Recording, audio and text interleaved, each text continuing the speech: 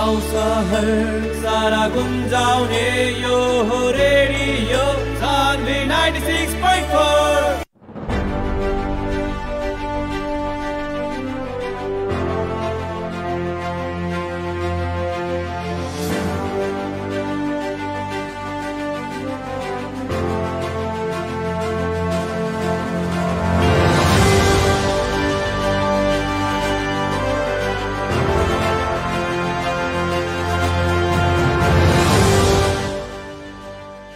नमस्कार और प्रणाम तमाम भोजपुरिया श्रोता लोग के रेडियो सान्वी 96.4 मेगाहर्ट्ज के तरंग में तरंगित हो रहा कार्यक्रम आमने सामने के आज के दंगल में हम फिर से अपना ही के दोस्त मनोज पटेल हाजिर हो गए बनी। जी हाँ, आज के बतकही में हमने बहुत ही गहन विषय वस्तु पर चर्चा कर रहा बानी। ऐसे तो हमनी के हरेक छलफल बहुत ही महत्वपूर्ण होला और आज के छलफल ऐसे महत्वपूर्ण बा कि हमनी थोड़ा राजनीतिक से हट के व्यक्तित्व संगे जौन राजनीतिक से दूर बा वैसन व्यक्तित्व संगे हमनी काम कर रहा बानी और छलफल आज के बतकही में आज जोड़ रहा बानी उनकरा के। तो अपने लोग से निहोरा बा निवेदन बा कि अब के आधा घंटा रेडियो सान्वी 96.4 मेगाहर्ट्ज के तरंग में बनल रही और रेडियो जौन बा अपन रेडियो के जौन सेट बा ओकर वॉल्यूम थोड़ा ज़्यादा कर दी और मोबाइल के जौन सेट में अपने रेडियो बजावतनी ओकर वायर जौन बा बढ़िया से लगा के अपने रखी। काहे कि आधा घंटा हमनी एगो कुशल प्रशासक के रूप में काम कर रहल कैसे वहाँ सफल हो रहल बानी, सफलता प्राप्त कर रहल बानी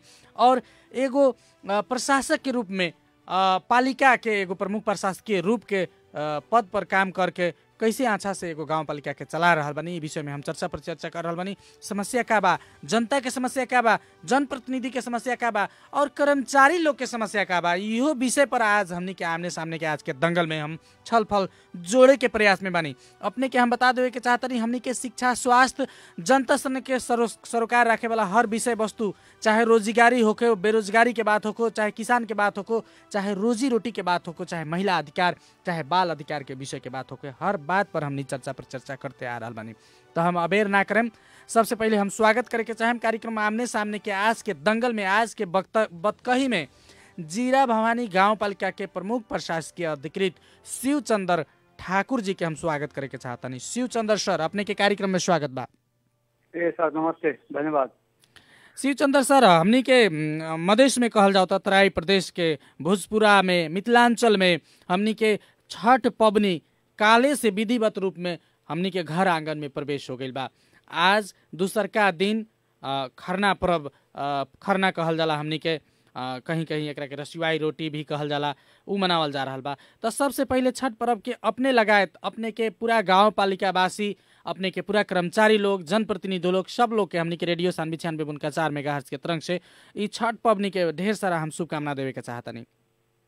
जी, हमरो तरफ से अपने सबके शुभकामना है छठ पबनी के उपलक्ष्य में।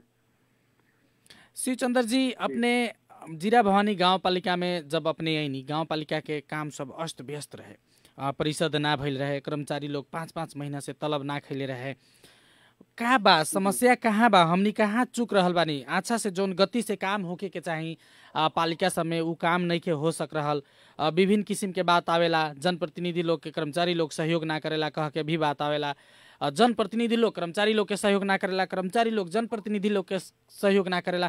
तो ई जवन टसल बा एकरा के चीर के अपने काम कर रहल बानी। वहाँ के विषय वस्तु जीरा भवानी गाँव पालिका के समस्या के विषय में थोड़ा हमनी के जनता के बताइए, खास करके गाँव पालिका वासी के। जी, यहाँ विभिन्न समस्या के बावजूद जैसे से ये अपने के तो सांदर्भिक बात है। जी जी, ये विभिन्न कारण से जैसे से कुछ आर्थिक गतिविधि भी जैसे से कुछ दिन बंद रहे। जी जी जी, लेकिन हमरा हिसाब से जो पूछम तो यहाँ प्रतिनिधि प्लस जैसे से कर्मचारी के कमी कमजोरी कहनाई कनी जैसे से गलत हो जाए। काहे तो कोनो चीज मिसअंडरस्टैंडिंग होगा के परिस्थिति क्रिएट होला। जी जी, हाँ, ऐसा परिस्थिति में अपने के कथी है जे कि जैसे एक एग्जाम्पल अपने देव जे पृथ्वीनारायण शाह जैसे से कहने रहे जे दुई ढोंगा बीच को तरुल नेपाल इसलिए कसरी जोगाउने ना। तो देखल जाओ जो महा जैसे से विकराल देश चाइना आ विकराल देश से भारत, ई छोट नेपाल कैसे जैसे से अपन नीति अवलंबन, कौन नीति अवलंबन कर जे कि अपन स्वाभिमान एक बरकरार रहे ना। जी जी, तो अही सिलसिला में जैसे से कुछ बिगड़ल तो गतिविधि निश्चित रहे एकरा हम स्वीकार करब। लेकिन जब से हम यहाँ अली है तब से जैसे से यहाँ कोई हमरा असहयोग करे के पक्ष में भी नहीं छे। असहयोग भी न कर रहा है, लेकिन तकर बावजूदो ई समस्या सबके हम टालत आगा जैसे से बढ़ रहा बानी। और सबसे वर्तमान परिवेश में जैसे से जौन जनप्रतिनिधि से हमरा सहयोग कैलन है जी जी उनका सबके सहयोग, हमारे कर्मचारी सब जे सहयोग कैलक उनका सबके जैसे से सहयोग सबके लेकर के जे हम आगा बढ़ली है। में विभिन्न समस्या सबके जैसे से टालत कर्मचारी सबके तलब खेली। आ दुख के बात एक अपने सबके समक्ष हम रखा चाह रहा छी जे सामाजिक सुरक्षा भत्ता जैसे से तात्कालीन वितरण न कर सकली, कारण जे हमरा बुध आ बिहीबारी 2 दिन मात्रे टाइम मिलल। जी जी जी दूसरो किस्ता जैसे से निकासा न हो सकल। लेकिन आगामी हफ्ता में आइतवार सब पुनः जैसे एकरा सब पर सामाजिक सुरक्षा के लिए जैसे पहल हम कर जा रहा बानी। हाँ, आगामी हफ्ता में ई कम्प्लीटली हम पूरा करम से हमरा विश्वास है। में जैसे से समस्त जिला भानी गाँव पालिका के जनप्रतिनिधि प्लस जैसे से आम नागरिक सबके जैसे से हमरा तरफ से कह चाह रहा बानी जे कि हमरा जैसे क्षमा करब जे हम समय में अपने सबके सुरक्षा भत्ता न वितरण कर सकली। जी एमे 2 दिन छुट्टी भी पड़ गई हाकिम साहब जी, छुट्टी पड़ गेल आ निकासो न भेल सर। ऐसे निकासा यदि हो जाए तब तक कोनो विधि से हो जाए, लेकिन दूसरों किस्ता निकासा न होगा कि सब संपूर्ण साथी सबके शिक्षक सबके तकर बाद में स्वास्थ्य कर्मी के, कृषि के, वेटनरी के और गाँव पालिका कर्मचारी सबके तलब खुआते जैसे से ही बजट से समाप्त हो गए। जी जी जी एक बाद जैसे से अभी तक ह्यूज अमाउंट चाहिए जी, तो वही के लिए दूसरों किस्ता निकासा के लिए अकाउंटेंट से हो जैसे से अभी घरे विदा में बारन वही है। तो आगामी जैसे से हफ्ता में ई पक्के जैसे से वितरण हेते। बहुत आदमी आक्रोशित दुखित बारन जे कि डॉक्टर साहब का जैसे से अपने कहली लेकिन हई का जैसे न कर सकली। जी जी तो हम कही जे हमरो पास में किस समस्या है। हाँ, वही समस्या के लेकर के से अपने सब निरुत्साहित मत होई। कहना में है कि स्लो स्टडी विंस द रेस, धीरे धीरे जैसे से सब काज हेते।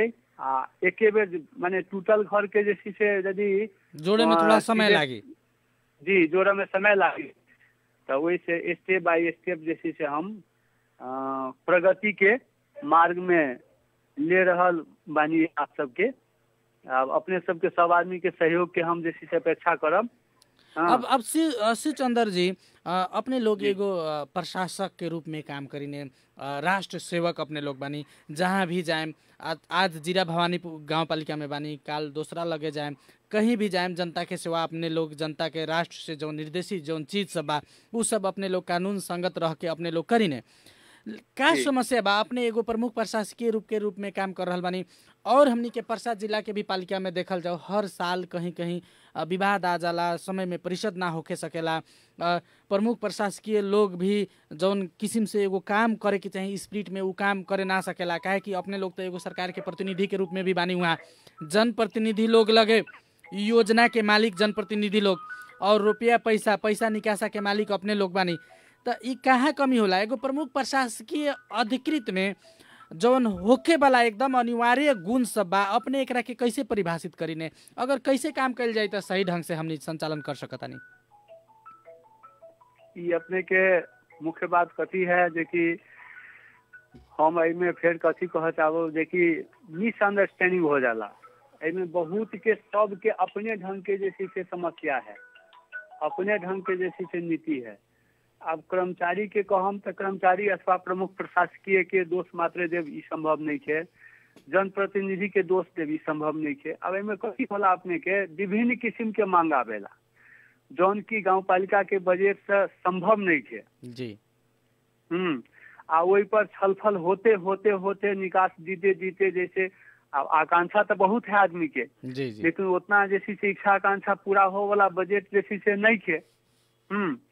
तो यही पर डिस्कशन होके जैसे से कुछ दिन डिस्टर्ब रही तात्कालीन, मान लीजिए जी जीरे भवानी हो अथवा कोनो पोखरिए नगर पालिका हो, कहीं हो, जगन्नाथेपुर हो, छोड़िए हो, कोनो एबीसीडी हो। हाँ, तो ये सब जैसे से अपने के कथी है मिसअंडरस्टैंडिंग एकरा हम कहिने, जे कि सीमित साधन स्रोत जौन हमनी लंग बाटे कौन परिधि में रह करके जैसे से छलफल करी और जैसे से बजट बनाई। लेकिन सी चंदर जी हम रोके अपने के जनता का देखेला, जनता देखेला अरे बाप रे गांव पालिका में इतना बजट 40 लाख 45 करोड़ 40 करोड़ बजट आवता, ये सब जनता के खर्च करे खातिर आवता, जनता के विकास करे खातिर आवता। ये तो सब कर्मचारी लोग आ जन प्रतिनिधि लोग मिल के बांट चूट के अपने घर में लोग रख लेता, कह के जनता के ही शिकायत बा। तो जनता के का स्पष्ट होके के पड़ी? देखल जाए तो फ्लेक्सिबल बात है, ई कोनो जैसे से नुका के रखे वाला बात नहीं है। हाँ, ई जैसे से अपने के सब पारदर्शिता है जी जी, जे कौन पैसा कहाँ खर्च होता, नुका के रखे वाला बात सेहो नहीं है। अब जनरल जे पब्लिक माने न बुझे वाला है, जी जी जी, हम वही पब्लिक के हम इंगित करता नहीं जी, पूर्ण ग्रास रूट के जे पब्लिक है ओकरा जैसे से अपना वड़ा सदस्य से अथवा वड़ा अध्यक्ष से बुझना जरूरी है जे हमनी के ई कार्यक्रम जैसे से होता एमे कितना बजट बा, वो अपने के बकायदा होर्डिंग बोर्ड लागल रहेला, कार्यक्रम होला, एमे जैसे से शंका उपशंका नहीं है, बुझल गेले? जी जी। हाँ, अब मेनली बात है अपने के जैसे से जे सबके एक समग्र जैसे से हम यही परिभाषा देवा चाहब जे सबकी इच्छा आकांक्षा पूरा ना हो सकी। कारण यहाँ हमनी के डिमांड कथी है जे गांव गांव गली गली खाली जैसे से ढलान हुए रोड बने ना। जी जी जी जी। विकास के अर्थ ना है, विकास के अर्थ यही है जे शिक्षा में लगानी करी, स्वास्थ्य में लगानी करी, कृषि में लगानी करी, पशु में लगानी करी, वन में लगानी करी, तकर बाद में जैसे से अपने के सड़क में जनचेतना में मानव सबके लगानी लगाई। हाँ, माने शिक्षा तो होइए गया, शिक्षा में वह जनचेतना आ गए। जी जी। पीपल अवेयरनेस प्रोग्राम सब जैसे से चलाई बढ़िया से। तो यही सब काज में जैसे से अपने के ग्रास रूट के लोग के सेहो ध्यान नहीं है हमरा लागल। जी जी। ग्रासो रूट के लोग के डिमांड जो है जे खाली हमरा ढलाने हो, गांव घर के गली कुची जितना है सब ढलान भ जाते विकास हो जाए, ये बात संभव नहीं है। अपने के एक बात कहल जा, शिक्षा बिना स्वास्थ्य न हो सकी। जी जी। आ स्वास्थ्य बिना शिक्षा न हो सकी ना। आ यदि शिक्षा हो गए, स्वास्थ्य हो गए, तो अपने के कृषि आ पशु न रही तो न स्वास्थ्य रही न शिक्षा रही। सब एक दूसरा से सब एक दूसरा से सब लोग एक दूसरा से माला ऐसा धागा में बंधाइल बा। जी जी, ये जैसे से अपने के इकोसिस्टम के जो नियम है ना, जी जी जी, वही ढंग से जे एक परिपूरक जो है दोनों।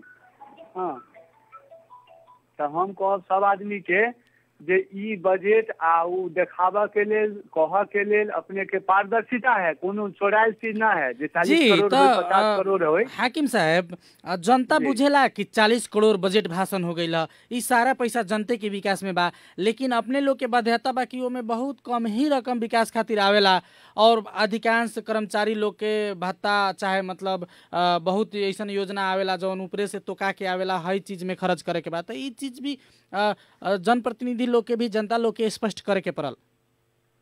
ई कमी कमजोरी सब होता, जनप्रतिनिधि जितना है ना, जी जी जी, वो सब प्रवाह कर न सकल, माने एक कुशल राजनीतिज्ञ के जैसी से काम न भेली। जी जी जी, जे कि अपना पब्लिक के बुझावन न सकल छे।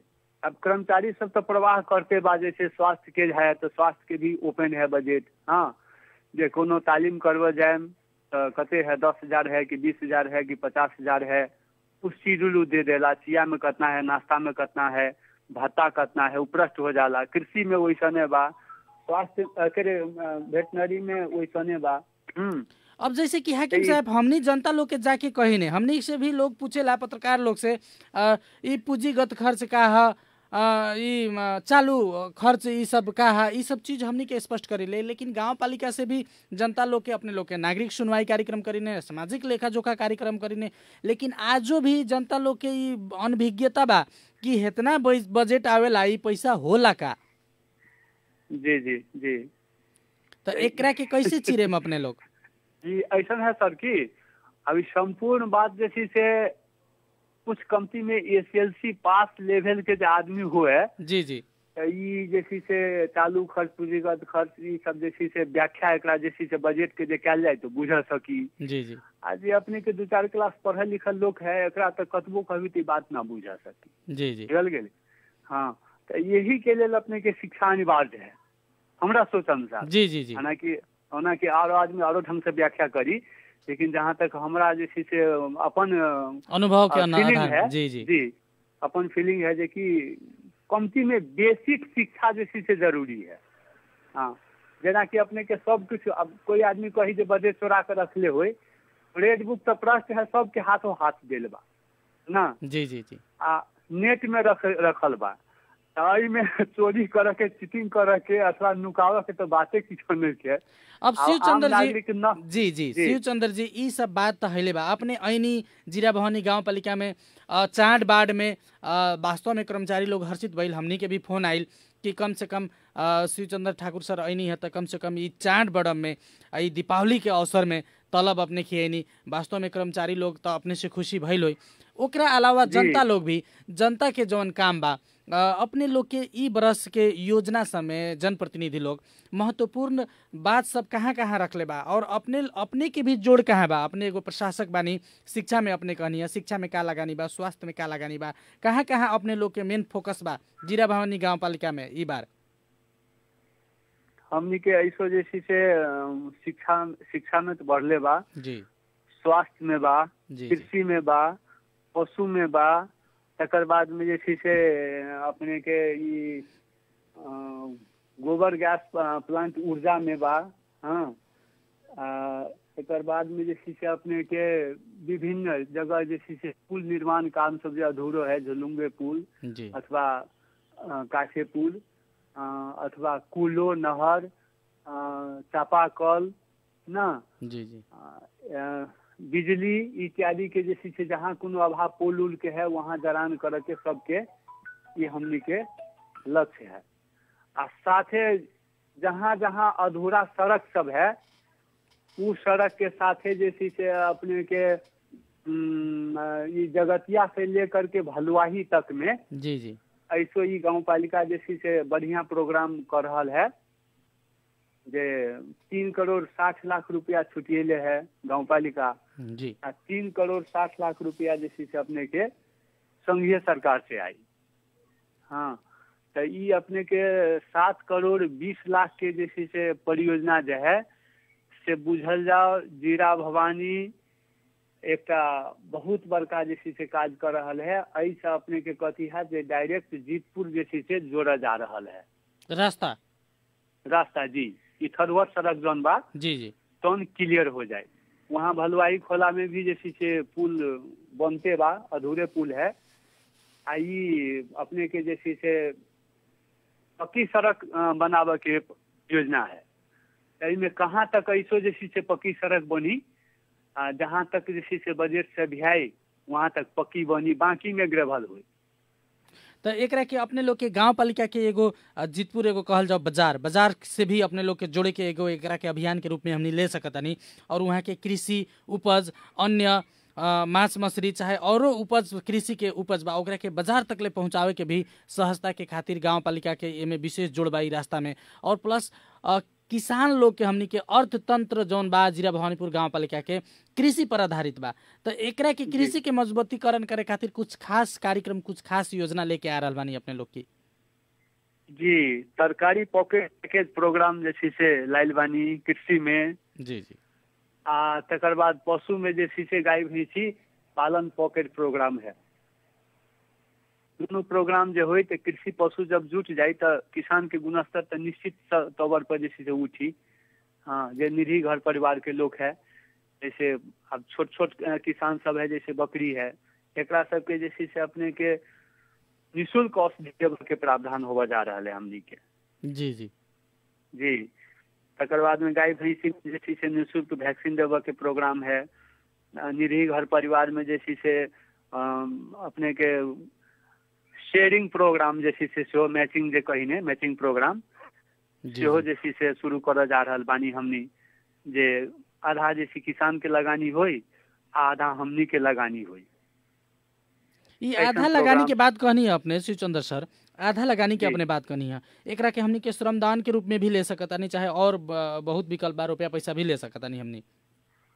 जी ना, श्रमदान केला से जैसे से ना होई संभव। जी, वो जे खरीद प्रक्रिया बानू, जी जी जैसे कोनो जगह गईली, कोनो मार्केट में गईली, यदि 1 लाख दाम है तो 50,000 किसान के देवी पड़ी। वही में जे किसान कही हम श्रमदान करे और 85,000 के भैंसी हमरा कीन दी, जी जी 1 लाख के भैंसी ना चाहिए से ना होई, कारण जो क्वालिटी तो ना आई ना। जी जी जी जे हमनी के लक्ष्य है 10 किलो दूध लेवे के, 10 लीटर दूध लेम, जी जी आ वही जगह में जैसे से अपने के 5 लीटर दूध वाला भैंसी कीन के आए तो किसान के तो फिर जैसे से गुणस्तर उठी ना। जी जी गवर्नमेंट के जो लक्ष्य है निर्भर जैसे से बनब से जैसे से बन न सकी। जौन हाँ। एगो मापदंड निर्धारित भइल बा उ अनुसार से ही मतलब किने के पड़ी। जी जी जी जी अब शिवचंद्र जी, हमनी के जीरा भवानीपुर गांव पालिका के खास के लोग के हमनी के बता देवे के चाहतनी कि हमनी के शिवचंद्र ठाकुर जी जीरा भवानीपुर अपने के गांव पालिका के प्रमुख प्रशासकीय अधिकृत रेडियो सानवी 96.4 मेगाहर्ट्ज में आमने सामने में हमनी से बातचीत कर रहा बानी। और हमनी के रेडियो ई तराई भेग में बहुत ही चर्चित रेडियो बा और 12 से लेके प्रसार उठहट तक ले सारा जनता सुन रहा बा। शिवचंद्र जी, हमनी के ई भी बात अपने बताई, पिछिलका समय में जौन उपभोक्ता कमिटी सब जौन गठन हो रहा बा, उपभोक्ता कमिटी में आसे पासे गांव के बाउंसर लोग के राख के और समाज के हमनी जोड़े नहीं खी सक रहा। ई सब गांव पालिका समय या स्थानीय पालिका समय हमनी के समस्या देख रहा बानी, तो एकरा के भी चीरे खातिर अपने एगो प्रशासक के रूप में एगो अपने के महत्वपूर्ण भूमिका हो सकता। एकरा के हमनी कैसे बंद कर सकता नहीं, ज़्यादा से ज़्यादा हमनी के जनता के गाँव पालिका के विकास की गतिविधि में जोड़ल जाओ और जहाँ बनता जवन टोला में बनता उहे टोला के आदमी अगर उपभोक्ता कमिटी में अगर रही तो भ्रष्टाचार के संभावना कम हुई। ई मान्यता बा, सरकारी मान्यता बा, लेकिन वैसे होके नहीं के सक रहा। जैसे कि छोटा छोटा जौन काम सब बा, नाला निर्माण चाहे ढलान, ई सब गतिविधि में, तो एकरा के भी रोके के खातिर गाँव पालिका के प्रमुख प्रशासकीय अधिकृत और जनप्रतिनिधि लोग के भूमिका का हो सकता। देखल जाओ विभिन्न पहले हम जैसे से अपने कह लिया, पुनः दोहरावा जा रहा बानी। जी जी विभिन्न समस्या उ समस्या तो बरकरार बढ़ले बा, लेकिन वही समस्या के निराकरण के उपाय में जैसे से लागत के एक प्रमुख भूमिका है शिक्षा। बुझल गेले? जी जी आ यदि अपने कभी जे भ्रष्टाचार होला संबंधित वार्ड के जैसे से उपभोक्ता रही तो भ्रष्टाचार होला, बाहरी रही तो भ्रष्टाचार ना हुई, ई संभव नहीं है। कोई में सुयोग्य आदमी की आवश्यकता है, जे पढ़ल लिखल लोग है, जे कनी बात बुझ रहा है। जैसे बेसिक लाइन हम अपने के पुनः दोहरा रहा बानी, जे कमती में SLC पास तरह के लोग जैसे जो उपभोक्ता समिति में रहे, हाँ, जे कम से कम बाद बात में- बुझे सके कि रोड जौन बन रहा बा हमनी लेल बन रहा बा, एमे 2 रुपया बचावल जाओ ना 2 रुपया लगावल जाओ। जी जी जी जी आ ओकर मॉनिटरिंग जैसे से अपने के संबंधित वार्ड के वार्डाध्यक्ष प्लस जैसे से संबंधित गांव पालिका के उपाध्यक्ष, अध्यक्ष और प्रमुख प्रशासकीय अधिकृत के मॉनिटरिंग हर एक दिन होबा के चाहिए हमरा हिसाब में। यदि एक दिन मॉनिटरिंग अपने न कैली तो आंख में धूल झोंक के संभावना मोर देन 90% रहेला। ऐसे हम जैसे से मॉनिटरिंग में बेसी जैसे से जोर देतानी, जो कोनो भी कार्यक्रम हुए तो वार्डाध्यक्ष हुए अथवा उपाध्यक्ष जी हुए अथवा अध्यक्ष जी हुए अथवा प्रमुख प्रशासकीय अधिकृत हुए अथवा जैसे से प्राविधिक फाँट के प्रमुख हुए अथवा संबंधित फाँट के सारी योजना जो कार्यक्रम चला रहा है, जैसे कोनो इंजीनियर भेल, ओवरसियर भेल, जी जी वो सब जैसे से रेगुलर दैनिक जैसे से वहाँ स्टैंड बाय होकर के काम करावे चारों तरफ। हाँ, ऐसा जैसे से हमार नीति है अभी। हाँ, हमारी इच्छा है जो ऐसा ले जाए। जी, हमार कौनो कहना भी जगह हुए कोनो बा विकृति शिवचंद्र ना जी, आई। हमार कहना भी जी। ये बा कि अपने लोग लगे विज्ञ टोली बा, इंजीनियर बा, ओवरसियर बा, अपने लोग खुद नीति निर्माण के एगो ज्ञाता लोग बानी, अपने लोग पढ़ल लिखल लोग बानी, अपने लोग सरकार जनता के विकास के खातिर एगो निष्पक्ष रूप में अपने लोग काम कर रहल बानी। तो कहाँ हमनी चूक जानी, कमसल काम हो जाला फिर भी पेमेंट हो जाला, आसे पासे के ही जनप्रतिनिधि लोग के या कर्मचारी लोग के आसे पासे के आदमी लोग उपभोक्ता समिति में रहेला, कमसल काम होते हुए भी ओकर गुणस्तर चेक जांच करे के तो अधिकार अपने लगे बा। अनुगमन के बात कहनी है अपने, उपाध्यक्ष के संयोजक में अनुगमन कमेटी भी गठन बा, लेकिन सब चीज जी। होते हुए भी कहीं ना कहीं कर्मचारी लोग के ही चूक के कारण से ही कमसल काम के भी पेमेंट होकेला, एकरा के भी कैसे निरुत्साहित करे सके अपने?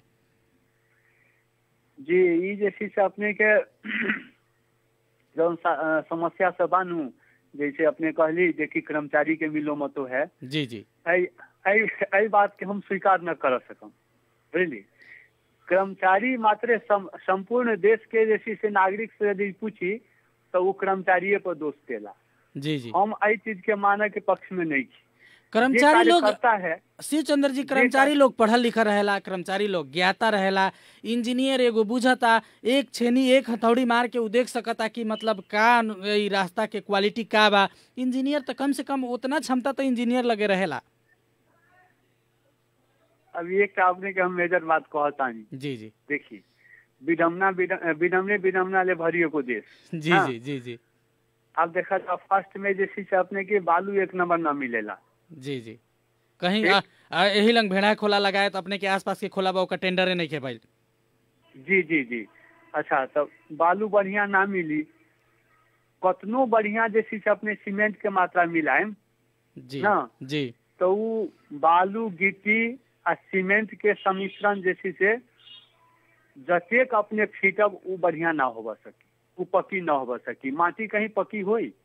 तो हमनी के ई कमी कमजोरी यहाँ है जे कि बालू के जैसी से व्यवस्था बढ़िया न कर सक रहल बानी, ई बात क्लियर हम स्वीकार करम।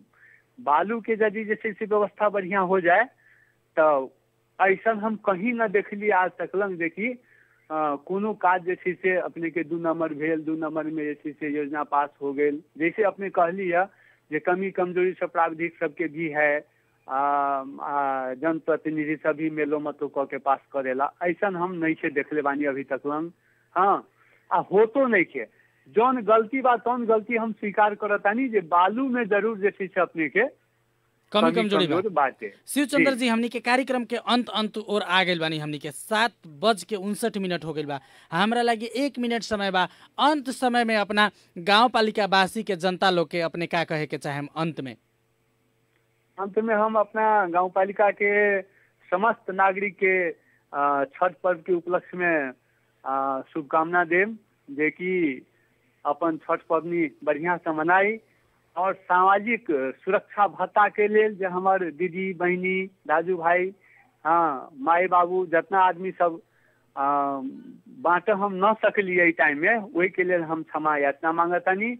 और आगामी हफ्ता में ये हमार प्रतिबद्धता है जे इनका सबके सामाजिक सुरक्षा भत्ता हम वितरण करम।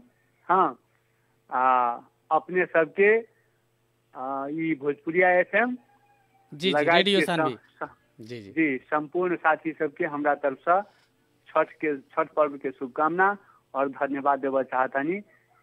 कोनो गलती हुए तो माफ कैल जाए। जी जी, शिव चंद्र जी, बहुत अच्छा छलफल भइल है। हमनी के बतकही में अपने जुड़ देनी है, बहुत बहुत अपने के धन्यवाद। और धन्यवाद हमनी के तमाम अपने से हम छूटे, धन्यवाद हमनी के तमाम श्रोता लोग के रेडियो सानवी 96.4 मेगाहर्ट्ज के तरंग में अभी जुड़ रहल हमनी संगे बन रहल हमनी के तमाम श्रोता लोग के धन्यवाद देते हुए सत्येंद्र जी के भी विशेष धन्यवाद कहत हम मनोज पटेल आज फिर विदा चाहेम। और हमर मुलाकात अब एके बेरी छठ के पढ़ना के बाद में हुई रेडियो में, ई भी हम घोषणा करते हुए आज के खातिर हमरा के विदा दी। नमस्कार, प्रणाम। गाउँ शहर सारा गुंजाउने यो हो radio Sanvi 96.4। Radio Sanvi time check अहिले 8 बजेको छ। This time check is sponsored by Nepal Indo hospital, 24 घण्टा तपाईको सेवामा।